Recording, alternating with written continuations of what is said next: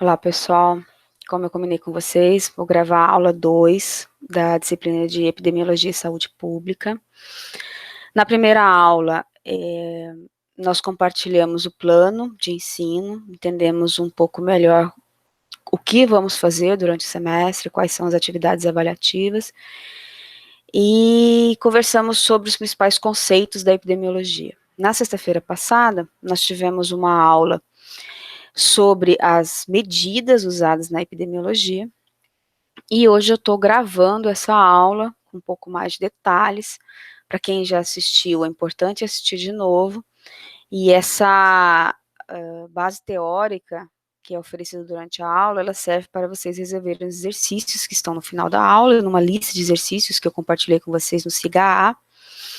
E também é uma aula que ela subsidia a coleta de dados, que é o assunto da próxima aula. Nós vamos começar a trabalhar com o sistema de informação para conhecer um pouco melhor como eles se organizam, qual é a lógica desse sistema e como nós conseguimos coletar as informações neles.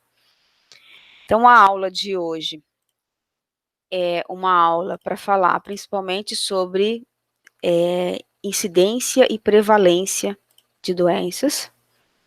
Na aula passada, nós concluímos, o último tema nosso de discussão foram as medidas de ocorrência, a última aula gravada, né? E os coeficientes ou taxas de incidência. Bom, ocorrência de uma doença diz respeito aos valores absolutos. Então, por exemplo, 37 casos de hanseníase no setor B, em Alta Floresta, Mato Grosso.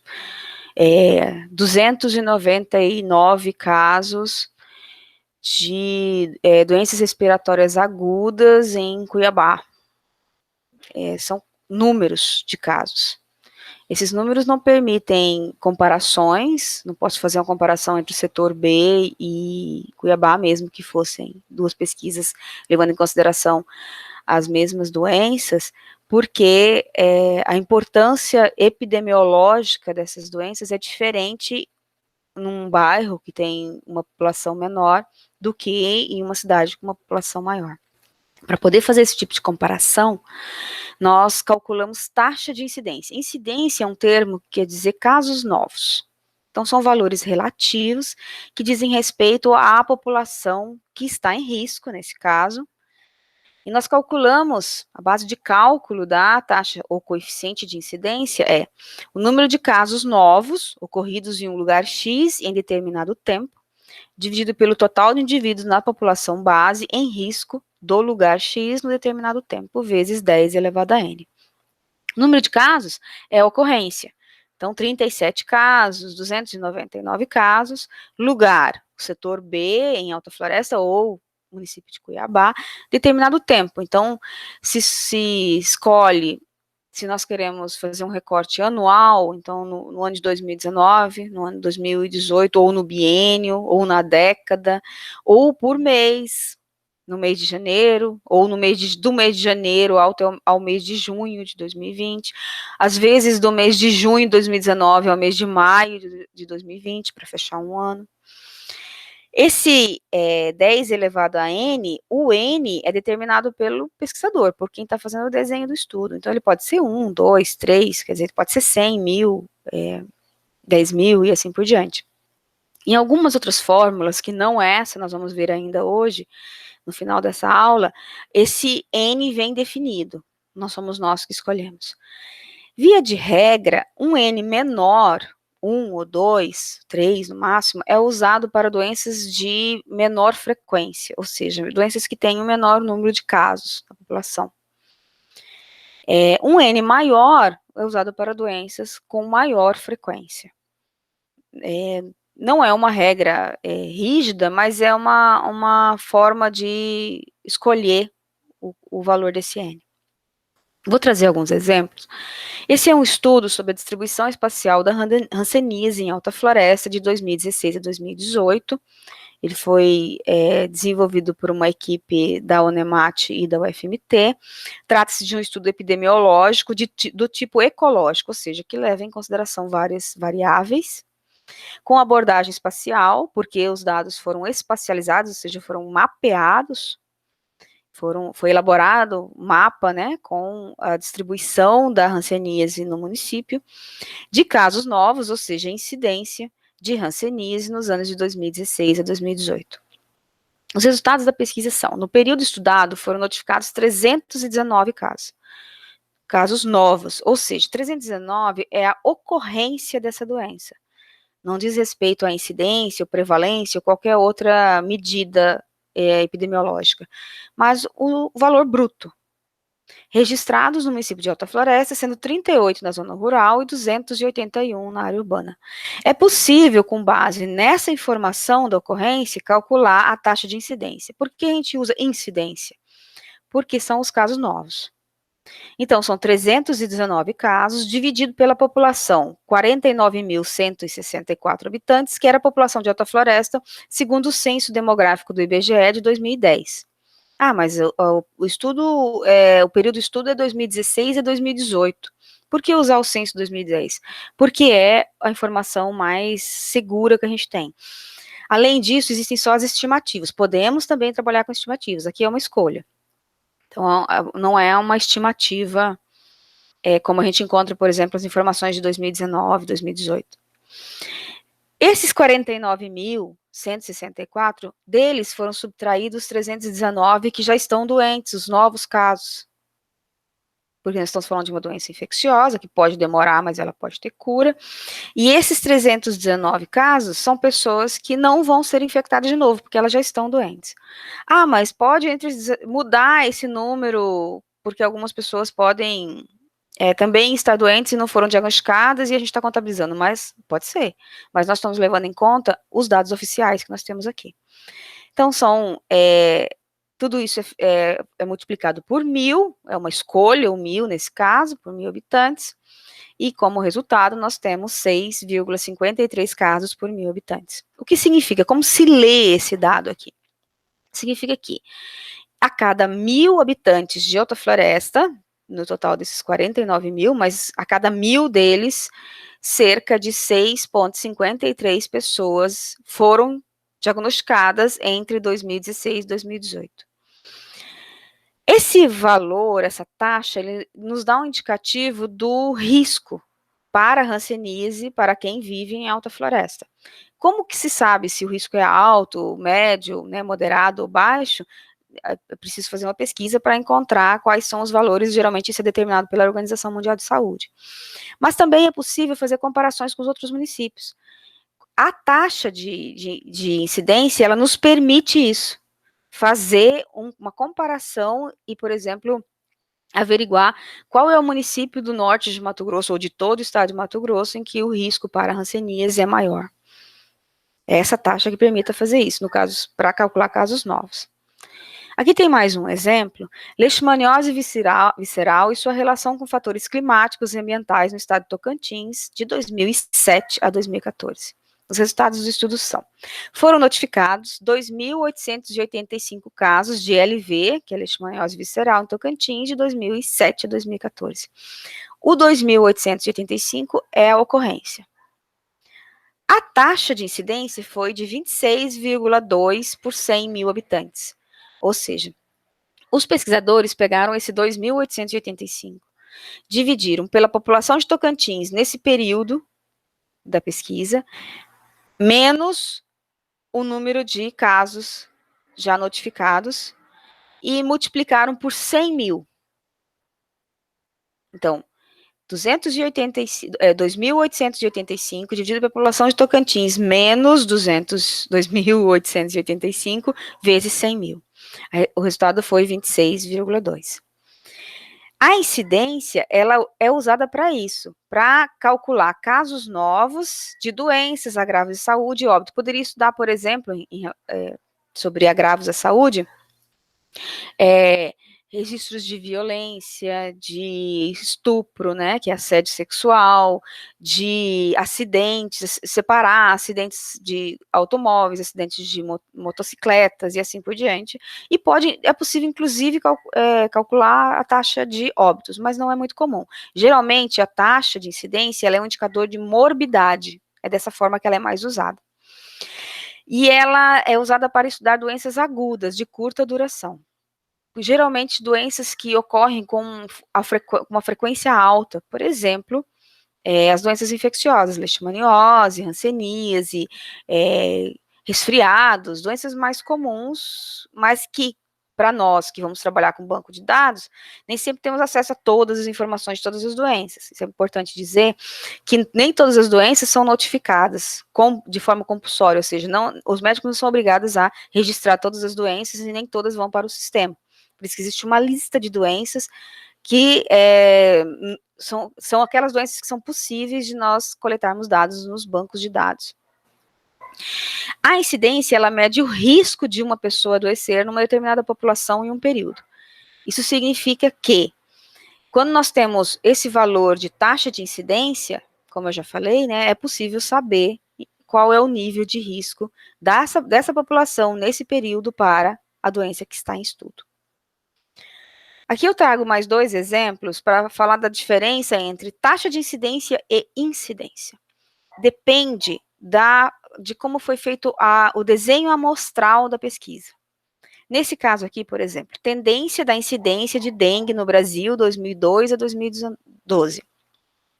As taxas de incidência de dengue no Brasil, em 2002 e 2012, foram de 401,6 e 301,5 por 100 mil habitantes. Ou seja, é uma taxa, porque esses valores, eles são valores, mesmo que a pesquisa tenha sido feita só com uma amostra, não foi pesquisada toda a população, mas essa amostra foi muito bem desenhada, ela foi muito bem organizada, muito bem prevista para poder esse dado ser extrapolado para toda a população. Então, ela representa a frequência da doença, nesse caso da dengue, em uma população. Outro exemplo, associação entre a obesidade central e a incidência de doenças e fatores de risco cardiovascular. Essa pesquisa envolveu 39 mulheres, N significa o número da amostra, tamanho da amostra, com idade média de 44,18 anos, 14,42 anos a mais ou a menos. E nesse grupo de mulheres, 70% delas eram obesas e 38% hipertensas. Observe que aqui as informações são apresentadas em porcentagem e não em taxa, como no exemplo anterior. Por que isso acontece? Primeiro que essa pesquisa foi realizada no ambulatório de síndrome metabólica da Universidade Federal Fluminense, no período de março a novembro de 2016. Ou seja, a pesquisa incluiu mulheres que buscavam atendimento no ambulatório. Isso não significa que essas mulheres representem a população em geral. Porque se elas estão buscando atendimento médico, provavelmente elas devem estar com algum incômodo. Segundo, que não foi feita uma seleção das mulheres participantes de acordo com as características gerais da população onde elas estão incluídas. Então, não dá para generalizar esses resultados para o estado, ou para o país, ou para a região, porque não houve uma seleção prévia para poder dar segurança a esses resultados. Não é possível nós falarmos que existem X números de casos de obesas entre essas mulheres por 1.000 habitantes.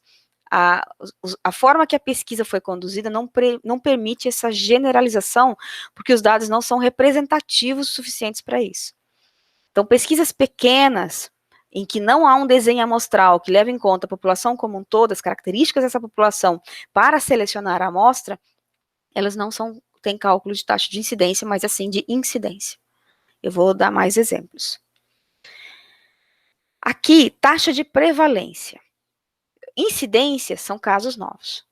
Prevalência é o acúmulo de casos, sejam eles novos ou antigos, é o total de casos que existe em uma população. Esse exemplo é da prevalência do HIV no Brasil de 2005 a 2015, dados do Sistema Único de Saúde, do SUS. Observem esse gráfico. No eixo Y, ele apresenta a taxa de prevalência por 100 mil habitantes. No eixo X, ele apresenta os anos de 2005 a 2015. O estudo foi regional, então aparece aqui a média nacional e aparece o comportamento epidemiológico do HIV por região. Essa linha azul representa a região sul. Observem que a linha tem comportamentos diferentes ao longo do tempo. Ela sobe e desce, né? Ela tem um acréscimo de número de casos e um decréscimo, e um acréscimo de novo e um decréscimo. Por que isso ocorre? As pessoas que estão no início da linha, o tamanho da população que está no início da linha é aquele que tinha sido diagnosticado em 2005. A prevalência significa o número de casos que prevalecem durante esses 10 anos de pesquisa. Mas por que ela não é a mesma? Primeiro que vão sendo incrementados, esse total vai sendo incrementado por novos casos que vão sendo diagnosticados, então eles vão sendo somados aqui. Mas tem um momento que ela começa a decrescer. Alguns fatores fazem essa linha decrescer. Os óbitos, então diminui a prevalência porque pessoas que faziam parte essa população diagnosticada foi a óbito. Pessoas que migraram, que foram para outra região, então passaram a ser contadas em outra região.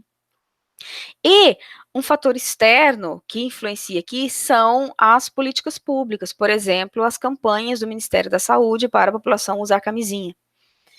A AIDS ela é uma doença que começou principalmente entre os homens, até hoje ela tem um perfil masculino mais forte que feminino, sobretudo no interior, nas cidades do interior, e ela era uma doença mais comum entre os jovens. Num determinado momento, as campanhas mudaram o perfil dos jovens em relação ao uso de camisinha. Eles passaram a se preocupar com o uso de camisinha, mas as populações de meia idade, por exemplo, de 40, 50 anos, não foram tão afetadas por essas campanhas. E aí a AIDS começou a mudar de perfil na sociedade em relação aos casos novos. Isso ocorreu na última década e as pessoas recém-infectadas passaram a ser aquelas de meia idade em proporções maiores do que os jovens. Essa influência na queda da linha da doença pode estar relacionada a esses diversos fatores. Os externos, né, é um determinante social, a campanha também é um determinante social, porque ela muda o comportamento, mas também os óbitos e as pessoas que migraram. Taxa de prevalência, portanto, o acumulado. A taxa de incidência, quando a gente calcula ela, por exemplo, durante uma pesquisa, eu quero a taxa de incidência de uma doença respiratória aguda de mês de janeiro a dezembro de 2019. Incidência, então, eu vou pegar o valor de casos novos de janeiro, de casos novos de fevereiro, de casos novos de março, e vou organizando isso em uma tabela. Quando eu pego a mesma doença, doenças respiratórias agudas, e vou estudar a taxa de prevalência durante o ano de 2019, se eu quiser fazer isso mês a mês, eu vou colocar a quantidade de casos que existem em janeiro e vou somar aos de fevereiro, com os de fevereiro para ter a taxa de fevereiro. Na de março, vou pegar os casos anteriores e vou somar com os dados de março para ter a taxa de prevalência. Ou seja, é o acumulado a cada mês. Isso é a prevalência. E para calcular a taxa, é necessário pegar esse valor do acumulado e e dividir pela população total do local e multiplicar por 10 elevado a n. A prevalência, então, expressa o número de casos existentes. Pode ser de doença, agravos, inclusive óbito, embora não seja muito comum, em um determinado período. Ela mede o peso de uma doença em uma determinada população em um período.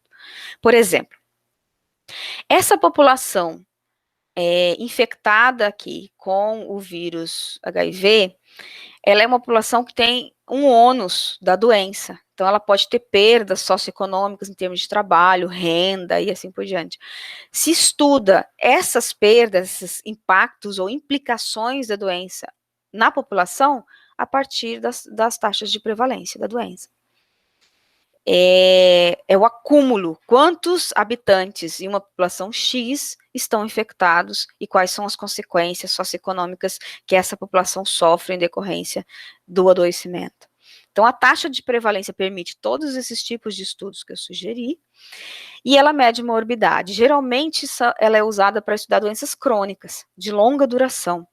Ah, mas eu quero estudar a taxa de prevalência de uma doença infecciosa. Pode. Eu quero estudar a taxa de prevalência de malária. Pode. Geralmente se faz um recorte no período anterior. Eu quero estudar o comportamento epidemiológico da dengue de 2015 a 2019. Você vai lá atrás e vai olhar a taxa de prevalência da doença. Pode. Só que o comportamento em um gráfico de uma doença infecciosa, ele é diferente de uma doença crônica. Por exemplo, dengue. Dengue é uma doença com forte influência ambiental. Existe um determinante ambiental forte nela porque ela depende de um mosquito vetor, que é o Aedes aegypti, que, infectado com o vírus dengue, transmite a doença. Esse mosquito se reproduz mais intensamente durante o período das chuvas e principalmente no final do período das chuvas é quando ocorre o maior número de casos de dengue. Então, se for jogado em um gráfico como esse da HIV aqui, for jogada a doença dengue em 10 anos, o gráfico vai ter oscilações muito maiores do que esse. Porque a doença aumenta e diminui em prevalência durante de acordo com a sazonalidade que ela encontra, né? Então, vai ter mais casos durante o período da chuva, no final do período principalmente, e menos casos no período da seca. Só que o acumulado também vai ser diferente, porque a doença não é uma doença que persiste, porque ela tem cura, né? E a cura dela é muito rápida, né? A dengue depende do sistema imunológico para poder ser curada. E essa cura dela, em torno de 7 dias, por exemplo, vai modificar muito o perfil desse gráfico, para poder ter o acumulado de pessoas aqui, vai ser diferente, porque no caso da HIV, está sendo somada aqui, a mesma pessoa lá de 2015, ela ainda está aqui na taxa, desculpa, a mesma pessoa lá de 2005, ela ainda está sendo contabilizada aqui na taxa de 2015, se ela não foi a óbito, se ela não virou. Dengue não, ela vai entrar na somatória, vai ficar alguns poucos dias, já não vai fazer parte mais, porque ela não estará mais doente. Mas isso depende muito do desenho, do estudo, de como vai ser, como esses dados serão considerados. Tem vários fatores que influenciam, que precisam ser olhados com bastante cuidado. Eu peguei aqui um exemplo de um artigo que estudou incidência e prevalência de uma doença, para vocês observarem a diferença. A doença estudada é a esclerose sistêmica, é uma doença autoimune, crônica, sem cura, e os pesquisadores estudaram a incidência e a prevalência dela em Campo Grande, Mato Grosso do Sul, no ano de 2014. Os resultados são: a taxa de incidência da esclerose sistêmica em Campo Grande, em 2014, foi de 11,9 por 1 milhão de habitantes. A prevalência foi de 105,6 por 1 milhão de habitantes. O que significa isso? Qual é a diferença entre 11,9 e 105,6? É porque 11,9 foram os casos novos que foram diagnosticados e notificados no ano de 2014.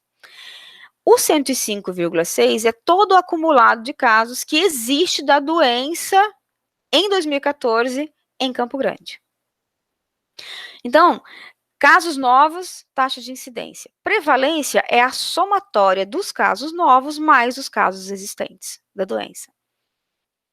Eu fiz uma tabela que traz algumas informações que nos ajudam a compreender melhor qual é a diferença entre incidência e prevalência.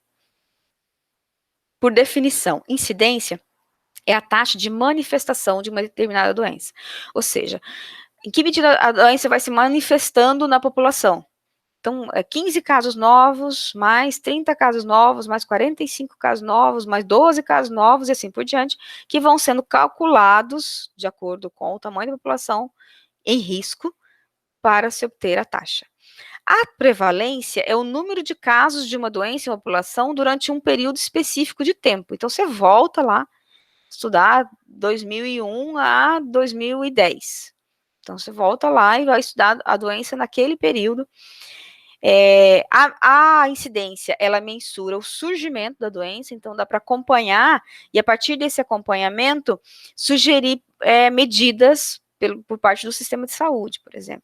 Um pesquisador que está analisando o comportamento epidemiológico de uma doença infecciosa, como leishmaniose tegumentar, por exemplo, leishmaniose tegumentar americana, que é aquela úlcera de Bauru, né, popularmente conhecida. Ele vai obtendo os dados mês a mês ou ano a ano, em determinado momento ele percebe que a curva começa a subir. Então, ou seja, a taxa de incidência está ampliando. É necessário que esse pesquisador anuncie esses resultados da pesquisa, porque há um alerta de que pode explodir uma endemia de leishmaniose nesse local. Então, o sistema de saúde tem que ficar atento para começar a tomar as medidas necessárias. No caso da prevalência, ela mede a proporção da população que já tem a doença. Não são os casos novos, mas quantas pessoas em uma população X, por exemplo, tem leishmaniose tegumentária americana que não foi tratada. Não são os casos novos, mas o acumulado de casos. Hoje a gente não tem mais esse problema, mas a leishmaniose tegumentar, ela foi um problema sério no início do avanço da fronteira agrícola no Cerrado e na Amazônia. Cálculo da taxa. A taxa de incidência é o número de casos novos de uma doença dividido pelo número de pessoas em risco. Então, pega a população total, desconta as pessoas que já estão doentes e tem a população em risco. Taxa de prevalência, calculada usando o número de indivíduos afetados em determinado momento, dividido pelo número total de pessoas. Então, pesquisa ela é para trás, ela vai olhar para trás. A taxa de incidência, inclusive, ela permite fazer projeções. Se um pesquisador está acompanhando o comportamento epidemiológico de uma determinada doença, de acordo com a taxa de incidência, durante um tempo, ele pode usar um modelo matemático para prever, se não houver alterações nos fatores que definem essa doença, as causas e os determinantes, como o número de casos pode aumentar nos próximos dias, meses, anos e assim por diante. Tem vários estudos nesse sentido. Tempo de diagnóstico da doença, recém-diagnosticada no caso da incidência. Então, você acompanha caso a caso que vai surgindo. Prevalência, casos de sobreviventes, diagnosticados a qualquer momento. Então, sobreviventes e que continuam morando no mesmo local, né? Denominador no caso da incidência, população em risco. E no caso da prevalência, população total. Casos analisados. No caso da incidência, conta apenas casos novos e no caso da prevalência, conta todos os casos, o acumulado. Acompanhamento. Na incidência, requer acompanhamento de indivíduos de uma população para identificar novos casos. Isso se uma pesquisa for populacional. Por exemplo, se o pesquisador escreveu um projeto para diagnosticar as pessoas em casa. Que podem ser doenças simples, por exemplo, alguma doença de pele, alguma coisa, doença fácil de ser diagnosticada, e esse pesquisador volta todo mês em todas as casas que ele incluiu na pesquisa, para ver se tem novos casos. Quem faz muito isso, que detecta muito a emergência de novos casos, são os agentes comunitários de saúde. Como eles acompanham as famílias mensalmente, então eles têm condições de detectar possíveis casos que podem incrementar essa taxa de incidência da doença. No caso da prevalência, não necessita de acompanhamento, não tem que acompanhar a população para ver se está surgindo casos novos, porque você vai olhar para trás os casos que já foram registrados. Fator de duração da doença. Na incidência, não depende da duração da doença. Qualquer doença, para qualquer doença pode-se calcular a taxa de incidência, embora seja bastante comum a gente fazer isso com doenças infecciosas e prevalência mais com doenças crônicas. Depende da duração, no caso da prevalência, pois uma longa duração acabará por aumentar a prevalência de uma doença. No caso do gráfico que nós vimos de AIDS, como ela é uma doença de longa prevalência, existem hoje na população pessoas que nasceram, que foram infectadas no parto, por exemplo, e que estão com a doença há 30, 40 anos. Essas pessoas, elas vão somando na taxa de prevalência, elas permanecem lá na contagem. Então, essa taxa ela pode crescer muito, porque as pessoas vivem durante bastante tempo com a doença. Então, ela pode ser alta por essa razão. E como é usada, né? Quando é usada a incidência, quando se estuda causa e efeito. Eu dei um exemplo sobre dengue, mas eu quero usar aqui um outro exemplo sobre a malária, por exemplo.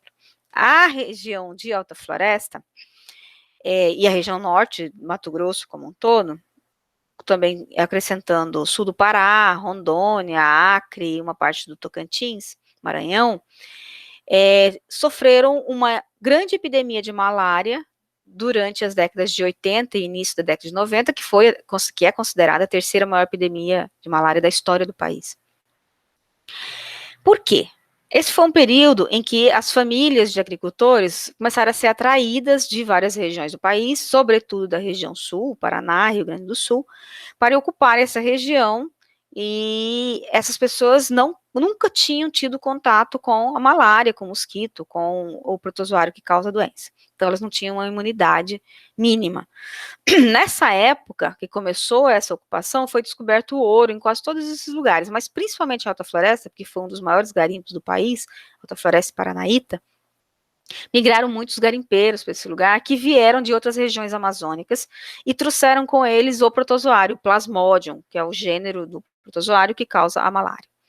A região possui o mosquito, que é o Anopheles, que é autóctone da região. Então, quando essas pessoas chegaram e foram picadas pelo mosquito, elas foram infectadas com o Plasmodium. E o mosquito, desculpa, o mosquito foi infectado pelo Plasmodium. E esse mosquito picou outras pessoas e a doença foi espalhando na população em uma velocidade muito grande. Se um pesquisador, naquele momento, estava estudando a taxa de incidência da malária, de repente ele notou que a taxa deu saltos. Mesmo considerando que naquela época era mais difícil a notificação, né, o diagnóstico e a notificação, esse pesquisador notou um salto no número de casos, então ele começou a se preocupar e chamar outras pessoas, né, por exemplo, do sistema de saúde, para o controle, para a necessidade do controle da doença. Inicialmente, as primeiras estratégias usadas pelo sistema de saúde foram o uso do fumacê, que era a pulverização de DDT para matar o mosquito. Imagina, matar um mosquito que é da região e que é silvestre. Não funcionou. A doença só foi controlada quando os doentes foram isolados e tratados, diagnosticados, isolados e tratados. Porque aí o protozoário parou de circular no mosquito e, como consequência, na população. Isso ocorreu no início dos anos 90, e a região é considerada zerada de malária hoje, de acordo com um limite dado pela Organização Mundial da Saúde. Então, a taxa de incidência, nesse caso, ela ajudava, ainda ajuda para várias outras doenças, definir também qual é a causa e como se deve agir para controlar a doença. Tudo parte de uma observação de que o número de casos está aumentando e algo precisa ser feito. A prevalência, ela serve para estimar o ônus da doença, o ônus da população de uma determinada doença crônica. Eu dei como exemplo, lá no gráfico da AIDS, o ônus socioeconômico dessa população quando uma parcela dela importante desenvolve a doença. Esse é um tipo de pesquisa que pode ser feita quando se faz análise da taxa de prevalência. Esse aqui é um esquema que esclarece melhor, ele é bastante usado nos livros, a diferença entre incidência e prevalência. Incidência são os casos novos, que são diagnosticados, mas também os casos que imigram, ou seja, pessoas que vêm de outro lugar, doentes, que procuram o sistema de saúde, então eles passam a fazer parte dessa incidência. São todos os casos novos. Os casos já existentes são somados a esses casos novos para formar a prevalência da doença. Essa prevalência, ela vai mudando com o tempo.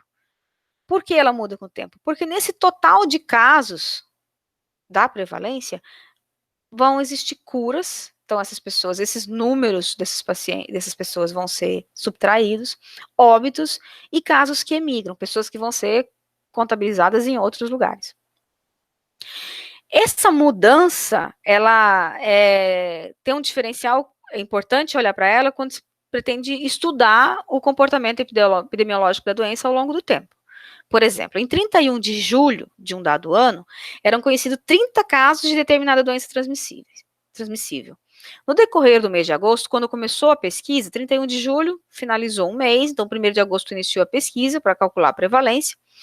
Este contingente, por motivos diversos, sofreu baixa de 5 casos antigos, ou seja, 30, menos os 5 casos, então sobraram 25 casos. Mas também houve um acréscimo de 10 casos novos diagnosticados, então 25 mais 10, 35 casos. A prevalência dessa doença será de 35 casos no último dia do mês de agosto. Se for estudado em setembro, parte de 35 e vai vendo as alterações que sofreram durante setembro, que esses casos sofreram. Olhando aqui, 35 casos, estão falando de ocorrência. Se fosse taxa de prevalência, teria que dividir esses 35 pela população desse determinado local e multiplicar por 10 elevado a n. Eu trouxe aqui algumas provocações para vocês pensarem, gostaria que vocês refletissem sobre isso, para compreender um pouco melhor em que condições, em que situação nós estudamos incidência ou estudamos prevalência. Por exemplo, em um resfriado. Vamos supor que você se interesse em estudar resfriado, não é algo simples, porque não existe um banco de dados, é necessário fazer um levantamento de internação local, alguma coisa assim. Vocês querem estudar a evolução dos casos de resfriado em Paranaíta. Vocês querem estudar a evolução em 2020. Incidência ou prevalência? Que tipo de análise você vai fazer? E se você quiser estudar a evolução dos casos de resfriado em crianças em uma escola de Paranaíta nos anos de 2018 e 2019? Incidência ou prevalência? Um você está olhando para frente, outro você está olhando para trás. Então, de que se trata? Pense sobre isso. Outro exemplo, HIV/AIDS. Vocês se interessam em conhecer o comportamento epidemiológico da AIDS em Mato Grosso e querem saber qual é o ônus da doença, ou querem saber como o número de casos vem se comportando ao longo do tempo. Incidência ou prevalência? Violência doméstica é um agravo à saúde, ela se abre em vários outros casos, né? Violência sexual, violência patrimonial, violência física, psicológica. Essa violência, ela afeta principalmente as mulheres. No período da pandemia, teve um incremento grande de casos, de novos casos. Se vocês quisessem estudar esse incremento de novos casos durante a pandemia, vocês estudariam incidência ou prevalência? Sarampo, que é uma doença que até pouco tempo a gente nem usava mais como exemplo, mas há 3 ou 4 anos começou uma onda de negacionismo da vacina, que levou uma parcela das famílias a não vacinar mais os seus filhos, e o sarampo voltou a ter importância, é uma doença reemergente na população brasileira. Se vocês forem estudar a evolução dos casos de sarampo nos anos de 2018 e 2019 no Brasil, incidência ou prevalência? Ou os dois? Ou só um? Agora, se vocês quiserem olhar a evolução dos casos durante todo o ano de 2020, imagina que vocês estejam escrevendo o projeto de TCC de vocês agora, lembrando que a nossa região não é uma região endêmica para sarampo, mas enfim, imagina que vocês estivessem desenhando, escrevendo o TCC de vocês agora e projetando um estudo para o próximo ano de sarampo, mês a mês, incidência ou prevalência? Outro exemplo, câncer de mama. Os casos de câncer de mama, eles podem levar a óbito, principalmente quando o diagnóstico é tardio. Eles podem, ou quando falta, né, assistência em saúde, eles podem ser curados ou eles podem se estender no tempo. A doença pode se prolongar no tempo. Se vocês se interessarem, por exemplo, em estudar os determinantes ambientais dos cânceres de mama em Mato Grosso, quais são os fatores ambientais que influenciam?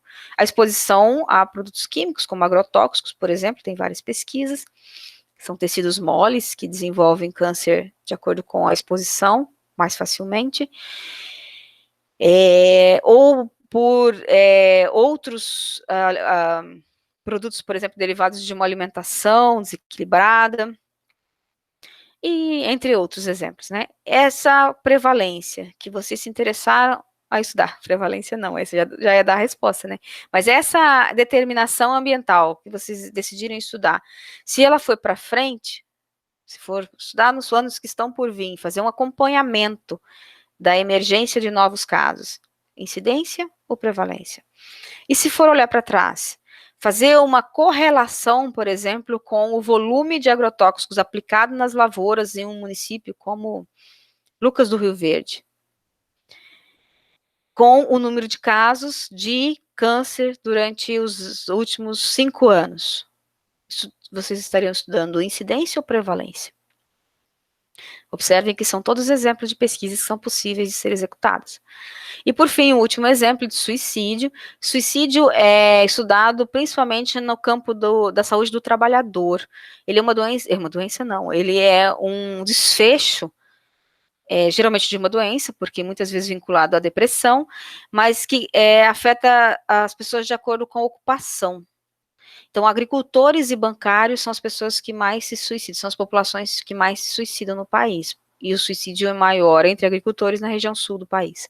Tem estudos que relacionam até com exposição a agrotóxicos, mas tem estudos que tem vários determinantes que podem ser estudados nesse sentido, né? Fatores psicossociais, por exemplo, que desencadeiam esses eventos. Então, se for estudar suicídio, por exemplo, entre a população masculina de agricultores de um município de Mato Grosso, se for observar o ônus do suicídio nessas famílias de agricultores, por exemplo, uma família que perde um integrante sofre um impacto grande que pode levar, inclusive, ao êxodo rural, né? Olhando os casos de últimos 5 anos de suicídio e os impactos nessas famílias de agricultores, vocês estariam estudando incidência ou prevalência? Na população em estudo, os casos somente incidem ou também prevalecem? É uma pergunta que ajuda a responder algumas dessas questões que eu coloquei aqui, não todas porque é complexo, não é tão simples assim. Eu mostrei aqui a complexidade que existe de acordo com cada agravo ou doença. Há casos antigos em curso durante o estudo? Se há casos antigos em curso e você quer olhar o total de casos, você está olhando prevalência. Agora, se você vai olhar só os casos novos, você está olhando incidência. Espero que tenha ajudado. Eu tenho mais um exemplo aqui para mostrar a diferença entre prevalência e taxa de prevalência. Eu falei anteriormente de incidência e a diferença com taxa de incidência. Aqui é muito parecido, mas eu vou explicar um pouco melhor aqui. Esse da esquerda é um estudo que nós desenvolvemos de TCC, intitulado Vida e Saúde da População do Bairro Jardim das Flores, Alta Floresta, Mato Grosso, que foi desenvolvida pela aluna Juscelia. A Juscelia é agente de saúde. E ela trabalhou com dados da Unidade Básica de Saúde, da UBS, onde ela atua. Especificamente, da microárea em que ela atua. Então, ela acompanha famílias do PSF 4, Santa Rita de Cássia, em Alta Floresta, e ela fez análise dos resultados, dos dados contidos no Sistema de Informação de Atenção Básica da microárea 11, pertencente ao bairro Jardim das Flores. O Jardim das Flores tem mais de uma microárea. Ela adotou os dados de uma microárea, que é onde ela atua. E ela pegou essas informações no CIAB. CIAB não existe mais, ele acabou no ano passado, hoje existe o ESUS. O formato que as informações estão hoje no ESUS são diferentes do CIAB. Eu ainda gostava da estrutura do CIAB, mas eu concordo que ele estava arcaico. O que ela fez? Ela pegou toda a população da microárea que ela atende.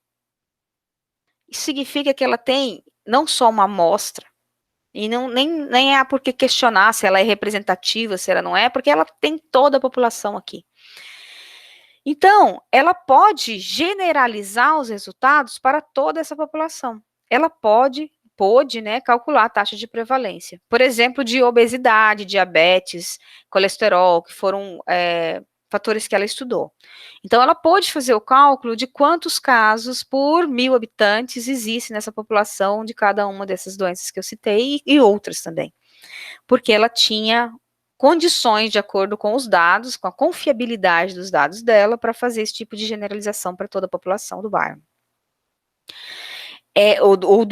Da microárea dela. No caso desse outro estudo que nós desenvolvemos na disciplina de epidemiologia, nós estudamos hábitos alimentares como fatores de risco para doenças crônicas não transmissíveis na zona rural de Carlinda, Amazônia Mato-Grossense. Nós estudamos a comunidade rural Del Rey. E, nesse caso, foram feitas entrevistas. Na época, a disciplina de epidemiologia nos permitia, nós tínhamos 2 dias inteiros de campo, que nós fazíamos desenhos de pesquisas e realizávamos entrevistas para coletar dados e estudar algumas condições de saúde. Nesse caso, hábitos alimentares. A amostragem foi do tipo não probabilístico. O que isso significa? Que o desenho amostral não teve a intenção de tornar esse estudo uma referência para compreender como são os hábitos alimentares, por exemplo, de todo o município de Carlinda, ou de toda a população do Del Rey. O que isso significa? Quando se vai fazer um desenho de uma pesquisa, para selecionar uma amostra, saber quantos indivíduos precisam participar e que características esses indivíduos precisam ter, é preciso levar em consideração a população como um todo. Se esse estudo fosse sobre Carlinda, sobre todo o município de Carlinda. Teria que pegar, por exemplo, qual é o percentual de homens e mulheres que existem em Carlinda?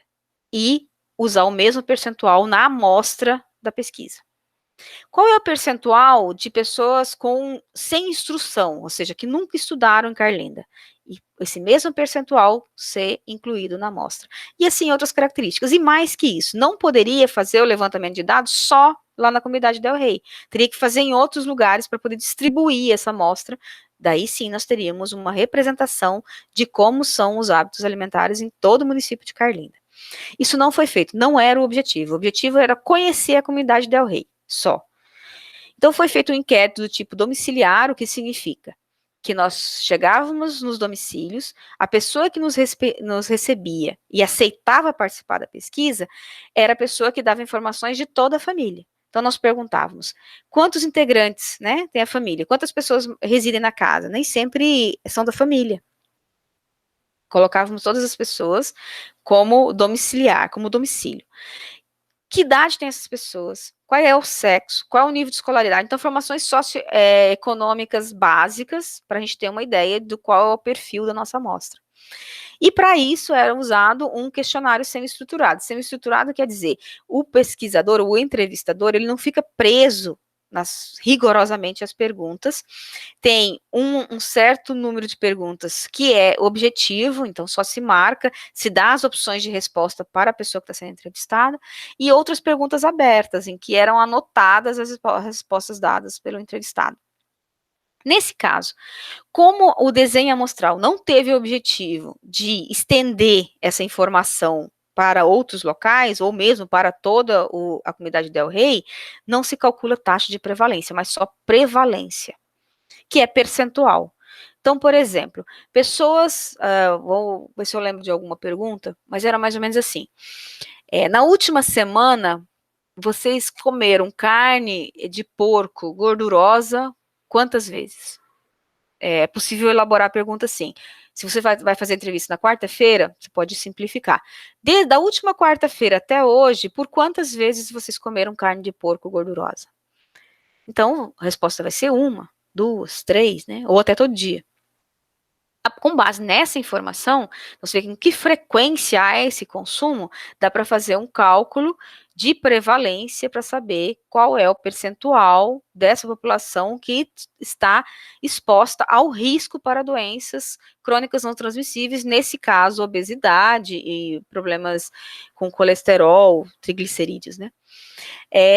Então, a informação que é dada em termos percentuais, ela nos permite conhecer quais são os hábitos alimentares dessa população e cruzar essa informação com as doenças crônicas não transmissíveis existentes. Então, por exemplo, se uma parcela grande da população apresenta obesidade e uma parcela grande da população tem uma alimentação que a predispõe à obesidade, dá para cruzar esses dados e um explica o outro. Esse é o objetivo desse tipo de estudo, é aprofundar no conhecimento dessa população que se está estudando. É possível fazer comparações com outros estudos? É, porque vai encontrar outros estudos que são similares e é possível fazer comparação. Mas o que não dá é pegar esse resultado e estendê-lo para toda a população. Falar, todo mundo aqui agora, em toda a região, tem esse comportamento. Não, o estudo não pode ser generalizado, porque ele não teve um desenho amostral que permitisse fazer isso. Bom, a epidemiologia não vive só de taxas de incidência e prevalência, existem várias outras. E nós estávamos falando só de morbidade, vamos falar de mortalidade agora. Taxa de mortalidade, ela existe geral e existe a taxa de mortalidade específica.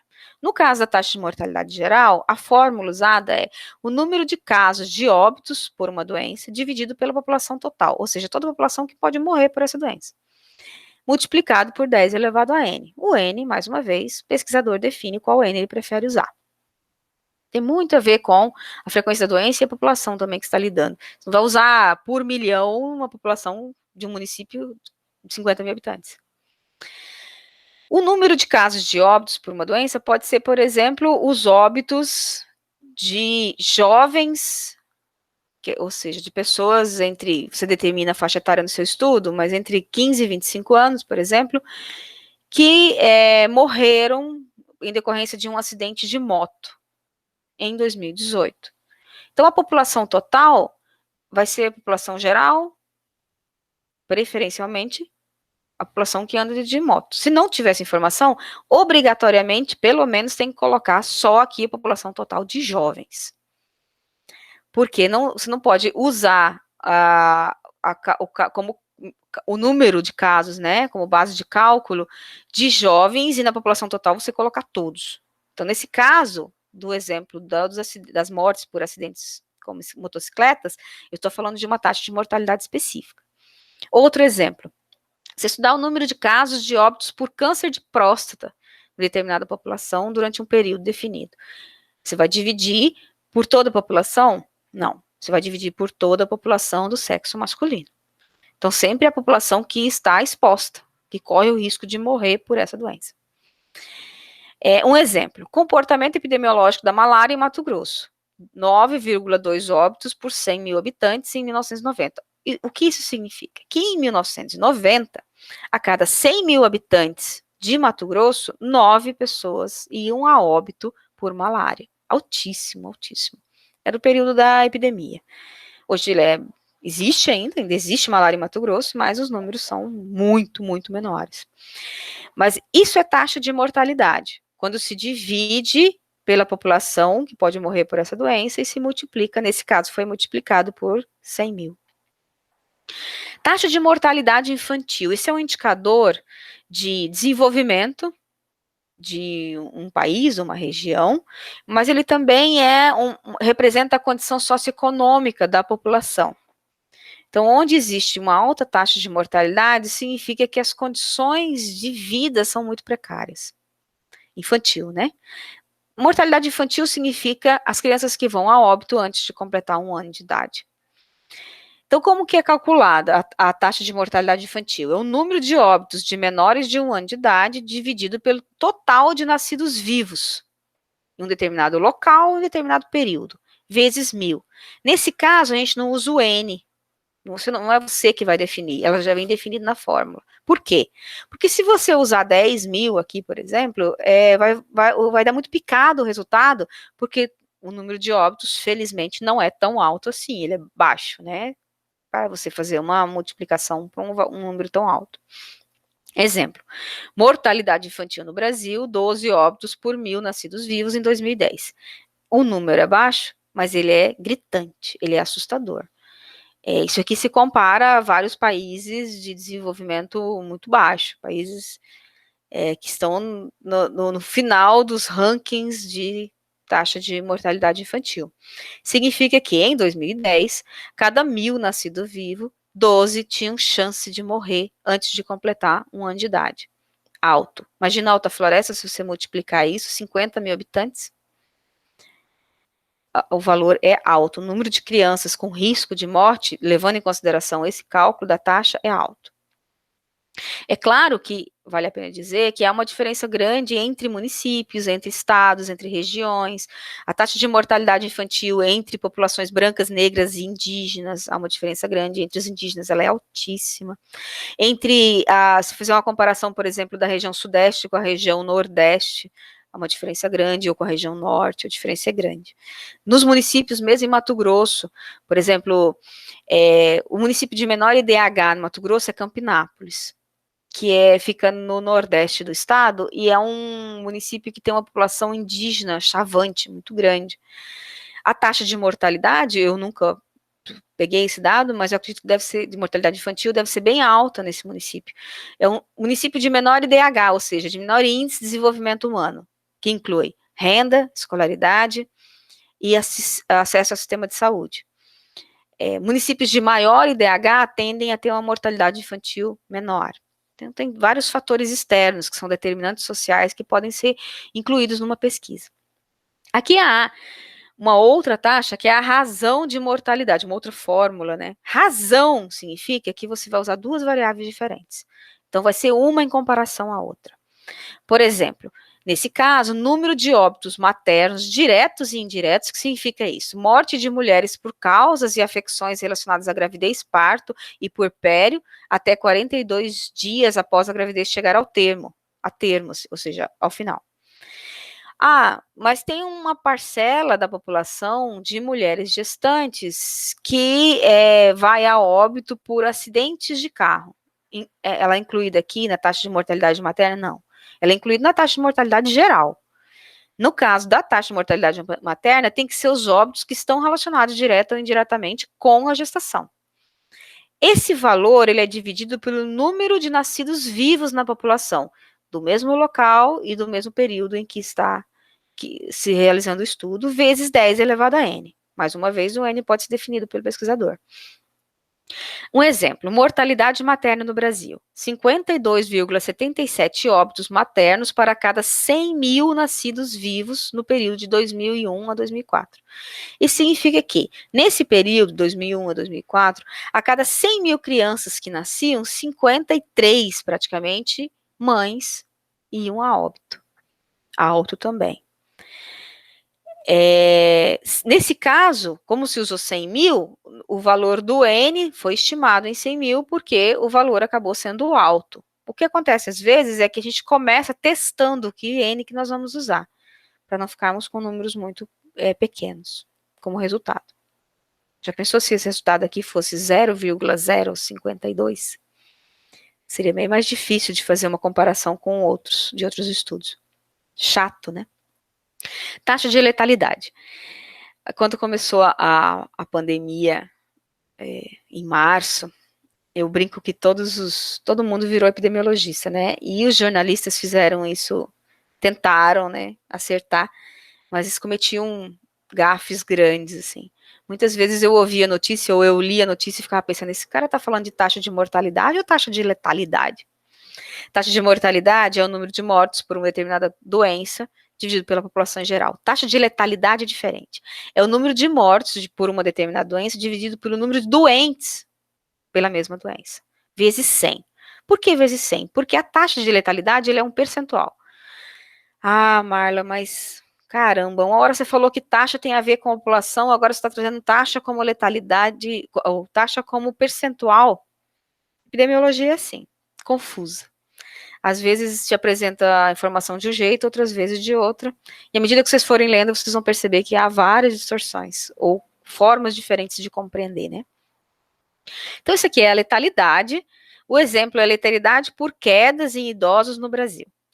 4,5% de óbitos entre idosos que sofreram quedas entre janeiro de 1998 e novembro de 2015. O que significa isso?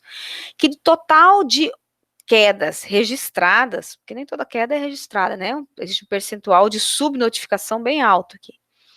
Mas o total de quedas registrado, 4,5% dos indivíduos que sofreram essas quedas, idosos, foram a óbito. Então, a taxa de letalidade para quedas entre idosos é de 4,5%. É possível fazer, por exemplo, uma simulação com os dados de Alta Floresta para a Covid-19. Até a última vez que eu olhei, acho que 1 ou 2 dias atrás, o número de mortes em Alta Floresta era 18. E o número de doenças por doença era cerca de 800. Então, seria 18 dividido por 800 vezes 100. Então, você teria a taxa de letalidade. Assim, dá para comparar com a taxa de letalidade de outros municípios, de outros lugares, para você ter uma ideia se ela está alta ou baixa nessa população. Dá para fazer uma pesquisa assim, esses dados estão todos disponíveis. Eu posso, inclusive, ajudar vocês a trabalhar com dados da Fiocruz. Eles criaram um banco de dados bem interessante e bem fácil. 10 ou 20 vezes mais fácil do que o DataSUS. Taxa de letalidade é uma forma de desenvolver um estudo. Mais uma vez, nós temos razão. Razão do número de leitos hospitalares por habitantes. Poderia ser razão do número de médicos de uma determinada especialidade, por exemplo, razão do número de neurologistas por habitantes, ou razão do número de cardiologistas, ou médico da saúde da família, ou médicos em geral por habitantes. Então, existem várias outras formas. Pode ser a razão do número de unidades básicas de saúde por habitante, e assim por diante. Ou do número de agentes comunitários de saúde por habitante. Tem muita coisa que dá para calcular nessa razão. Razão, mais uma vez eu explico, é porque você vai colocar duas informações diferentes e comparar uma com a outra. Aqui, no caso dos leitos hospitalares, vai se dividir o número total de leitos hospitalares pela população residente no local onde esses leitos são oferecidos, vezes 1.000. Aqui não tem N, o 1.000 vem definido. Exemplo, leitos hospitalares para a Covid-19 no Brasil, 2,3 leitos por 1.000 habitantes em 2020. Não sei que mês, essa pesquisa, não consegui encontrar, o artigo não trazia essa informação. Essa distribuição de leitos, quer dizer, a cada 1.000 habitantes existe 2,3. Se adoecer mais, fica na fila. Ou vai para procurar outro hospital. Ela é bem heterogênea no país.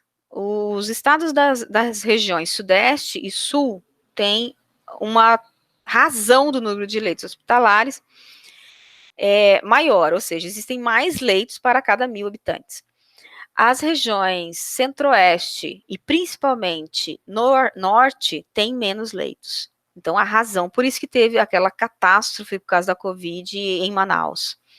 Porque o número de leitos é reduzido na população, e não só o número de leitos, como o número de médicos e outros profissionais de saúde. O Brasil ainda não conseguiu ter uma política de distribuição e de permanência de profissionais de saúde nos municípios do interior ou mais longínquos. Acaba concentrando a maior parte dos profissionais de saúde nos grandes centros. Isso reduz o número de profissionais de saúde por habitantes e amplia as taxas de mortalidade ou de letalidade, como for escolhido para estudar. É uma das explicações. Além disso, existe proporção de partos cesáreos. O total de partos cesáreos dividido pelo total de partos, seja ele vaginal ou cesáreo, vezes 100. Por que 100? Porque é uma proporção, e proporções são sempre apresentadas na forma de porcentagem. Então, exemplo, partos cesáreos no Piauí, 52,1% dos partos cesáreos em 2011. Mais da metade dos partos realizados no estado do Piauí, em 2011, eram partos cesáreos. Essa informação pode ser discutida com base em uma densa literatura sobre partos e vai mostrar que o Brasil segue uma estratégia errada em termos de partos, porque os partos cesáreos, eles existem para socorrer casos em que o parto natural ou vaginal não é possível, né?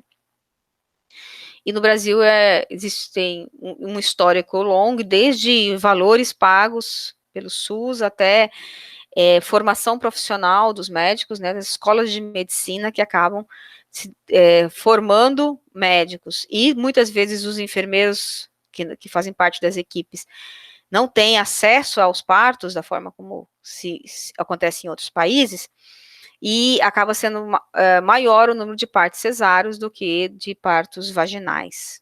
Em Alta Floresta os dados são gritantes, em Mato Grosso como um todo, eles só crescem, as proporções só crescem.